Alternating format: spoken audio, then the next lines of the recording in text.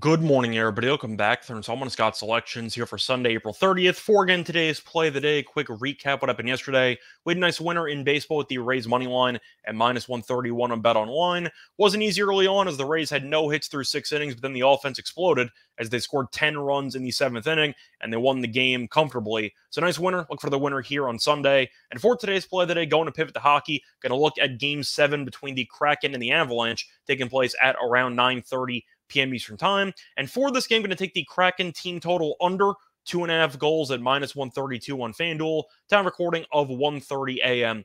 Eastern Time. Covering why I'm going to take the Kraken team total under in this game. First reason shopping around minus 132 is a very generous price, as you can find the same exact bet at minus 145 on DraftKings. So you're saving 13 cents. No questions asked. But looking at Seattle in this series, of course, they've been pretty good because they're currently going to a Game 7 against the defending champions. However, offensively, they've not been great lately, as Seattle has scored less than 3 goals in regulation in 2 of the last 3 games. But the main concern that I have for Seattle was that no-show they had with a shot to win the series in Game 6. We know Colorado's got a lot more playoff experience. They won the title last year. Seattle is still a relatively new franchise, and they do have a lot of young players who are playing in the biggest games of their lives at this point.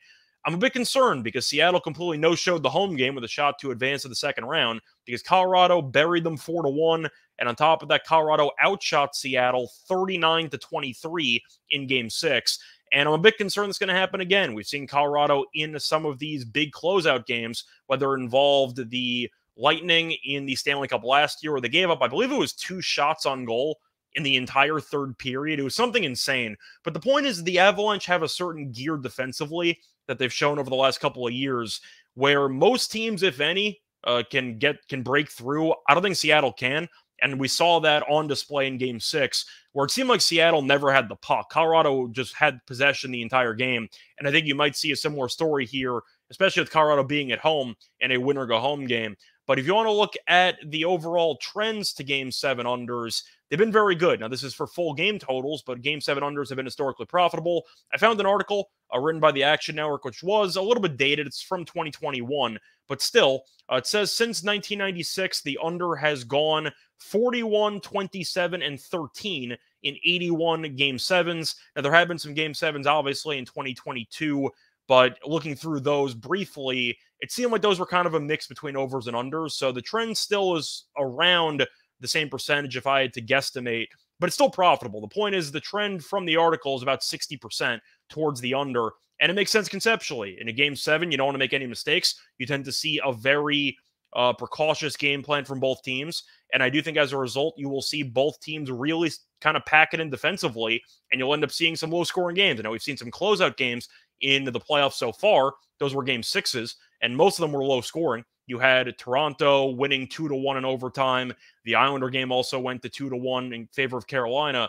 But you tend to see more defensive-minded game plans in these type of games, especially for Game 7, where it's a win-or-go-home game for both teams. And with Colorado being the more talented team and Colorado showcasing how good they can be defensively and how dominant they can be with possession, I do think you're going to see Seattle struggle to actually get enough volume in order to score 3 goals. Now, of course, if it's 2-1 and there's an empty netter, or if it goes to overtime and you lose there, then that's just unfortunate. But I do think at the end of the day, when you see Georgiev, who looked pretty sharp in Game 6, if I'm assuming Seattle's going to end up with around 24 shots, give or take, which I think is a pretty reasonable assumption, I don't think there's enough volume there. Now, of course, Georgiev can let up a softie or two, but I have faith in him based on how he's played over the last couple of games.